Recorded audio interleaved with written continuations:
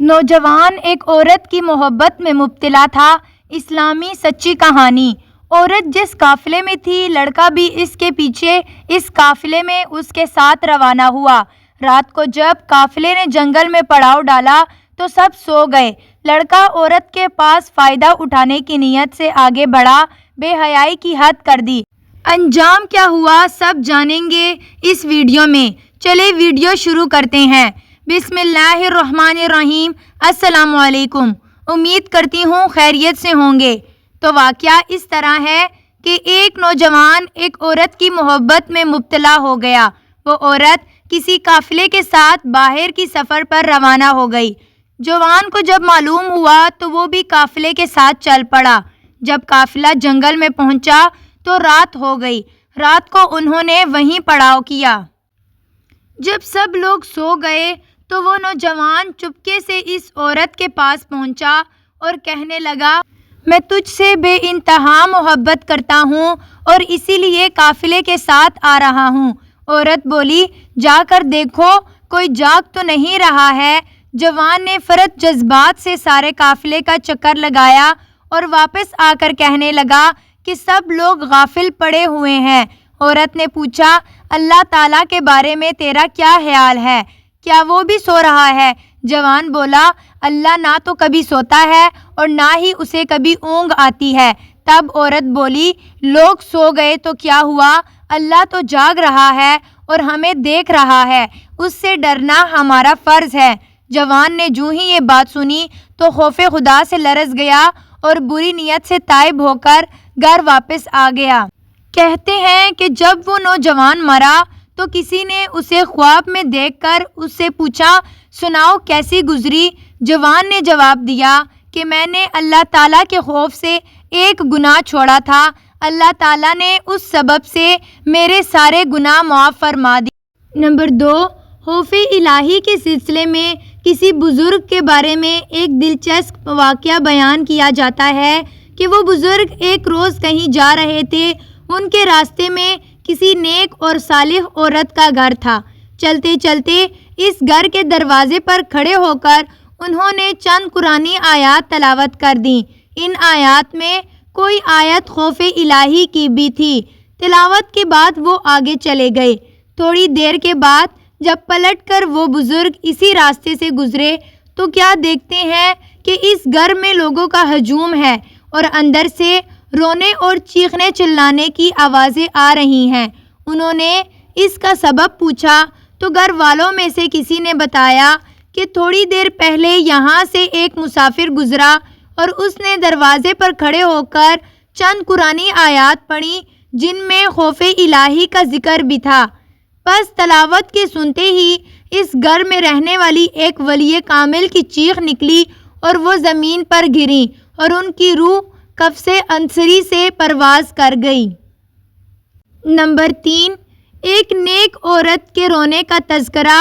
مالک بن دینار کہتے ہیں کہ میں نے مکہ معظمہ میں ایک عورت کو دیکھا جس کی آنکھیں نہایت ہی خوبصورت تھیں۔ مکہ میں عورتیں انہیں دیکھنے آتی تھیں۔ یہ حال دیکھ کر وہ نیک عورت رونے لگی۔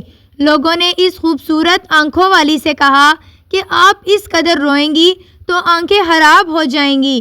تو یہ عورت فرمانے لگی، اگر میرا شمار اہل جنت میں ہو تو اللہ اس سے بہتر آنکھیں عطا فرما دے گا، اور اگر خدا نخواستہ جنت کے قابل نہ ہوئیں تو آنکھوں کو بھی سخت عذاب ہوگا۔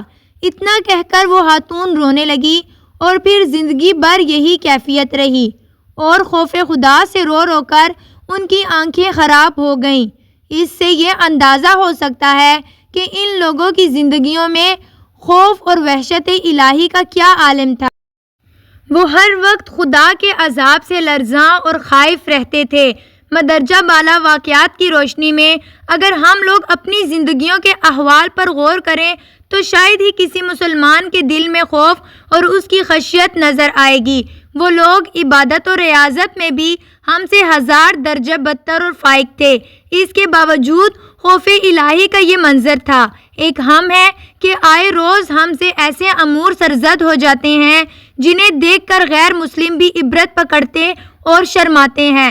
کہاں وہ اللہ والے جو ساری زندگیاں اللہ کے ذکر میں گزار کر بھی خدا کے خوف کے متعلق ایک آیت سن کر تڑپ تڑپ کر جان جانے آفرین کے سپرد کر دیتے تھے، اور کہاں ہم مسلمان جو شب و روز اسلامی تعلیمات سے آگاہ ہونے کے باوجود ٹس سے مس نہیں ہوتے۔ حقیقت یہ ہے کہ ہمارے حواس ظاہری اور باطنی اس قدر غفلت شعار ہو چکے ہیں کہ ذکر الہی کی طرف راغب ہی نہیں ہوتے۔ ہمارے دلوں پر دنیا داری، جاہ و مال، عزت و آبرو کے جھوٹے پندار، لالچ اور مادہ پرستی کی جراثیم جم چکے ہیں۔ ہمارے ذہنوں پر مسابقت اور معاشی تفویض کے جنون سوار ہو چکے ہیں۔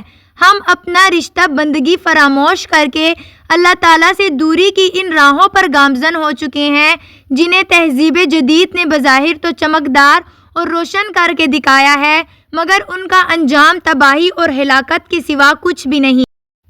ہم لوگ رحمانی ہدایات کو قصہ پارینہ اور دقیانوسی ذہنیت کا جنون سمجھ کر آئے روز اپنے قول و فعل سے رد کر رہے ہیں، اور شیطانی لغویات اور خرافات کو عصر حاضر کا تقاضا سمجھتے ہوئے تہذیب نو کا غلام بننے میں فخر و انبساط محسوس کرتے ہیں۔ لیکن یاد رہے کہ اس شاخ نازک پر بننے والا ہر آشیانہ قطعاً پائیدار نہیں۔ آج کل اگر کوئی ہمارے حسن کی تعریف کرے تو غرور عروج ہوتا ہے۔ خوبصورت آنکھوں والی عورت کا قصہ سن کر روح کانپ جاتی ہے۔ حسین آنکھیں ہونے کے باوجود خوف الہی دل سے غائب نہ تھی۔ اس حسن کو اللہ کے لیے استعمال کیا۔ امید کرتی ہوں خشیت الہی، خوف خدا کے یہ واقعات آپ کو پسند آئے ہوں گے۔ معلومات سے بھرپور ویڈیو اگر آپ کو پسند آئی تو ہمارے چینل کو ضرور سبسکرائب کریں۔ کمنٹ باکس میں ایک بار درود شریف ٹائپ کریں۔ جزاک اللہ۔